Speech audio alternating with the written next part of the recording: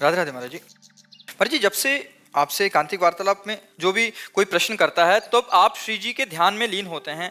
प्रश्न के पूर्ण होने से पूर्व ही आपके द्वारा दिया गया उत्तर अत्यंत सटीक और त्रुटिहीन होता है, जिससे हमारे संशयों का निवारण होता है, हमें तत्काल आनंद की अनुभूति भी होती है, एक अद्भुत बल मिलता है। आपके प्रति हमारा विश्वास और सुदृढ़ होता जाता है। आपके उत्तर को सुनकर ये विचार आता है कि उत्तर कौन दे रहा है, क्या वो प्रश्न श्री जी तक पहुंचता है? ये हमें खुद नहीं पता, हमें खुद नहीं पता कि ये क्या प्रश्न करेंगे और यहाँ से क्या उत्तर आएगा। जैसे आप सुन रहे ऐसे हम सुन रहे, हम भी श्रोता हैं, वक्ता नहीं है।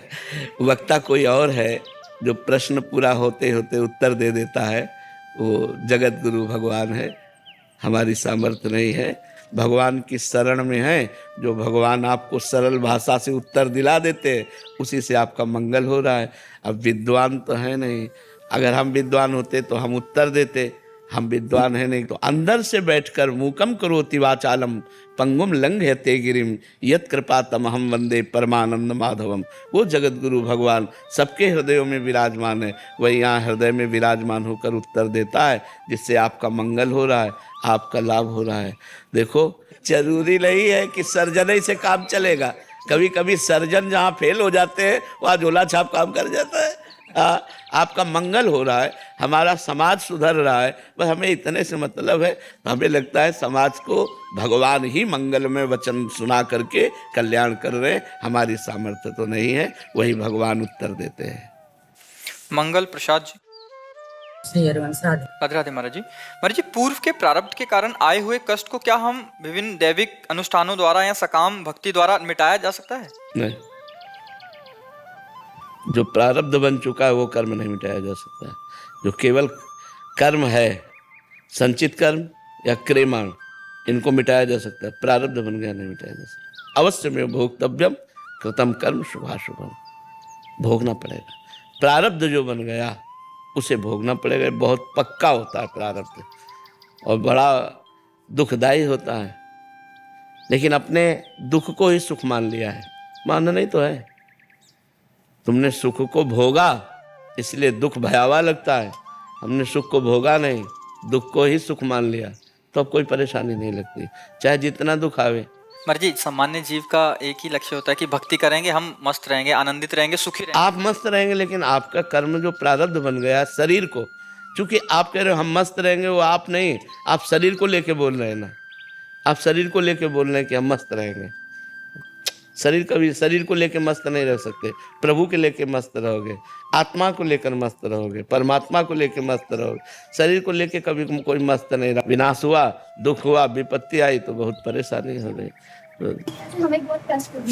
आपकी पीड़ा से शिष्य जनों को बहुत कष्ट होता है, यहाँ जो आपको सुनते हैं उनको बहुत कष्ट होता है। नहीं, हमें बिल्कुल पीड़ा नहीं बच्चा। हम देखो, अच्छा बताओ, तुम चेहरे से बताओ, हम बात कर रहे हैं, क्या हम पीड़ा युक्त दिखाई दे रहे हैं?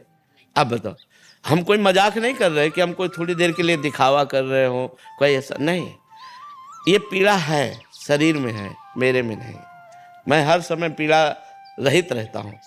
अब पीड़ा का मतलब समझते हो? जैसे थप्पड़ मारा गया तो मुझे लगेगा कि मेरे थप्पड़ मारा गया, लेकिन उसका दुख नहीं होगा।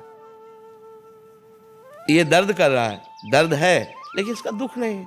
अब इसका दुख हो तो अभी मैं व्याकुल हो जाऊं तो चले, एकदम मस्त, एकदम मस्त। जीवन भर जो भगवान की शरण में रहे, उसका यही फल मिला है कि हर कष्ट, हर दुख एक गले लगा करके मुस्कुराते हुए चलना भगवान के मार्ग में।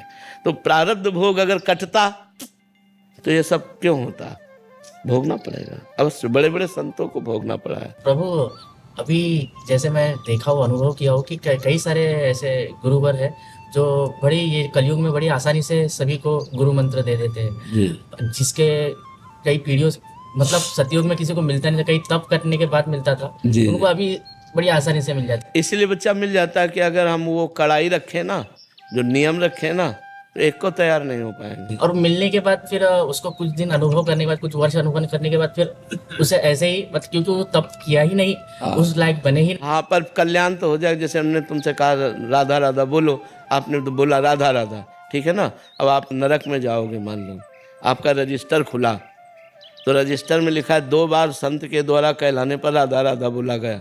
अब इसका हिसाब भारी पड़ जाएगा कि नहीं भारी पड़ जाएगा? बच जाओगे नहीं बच जाओगे?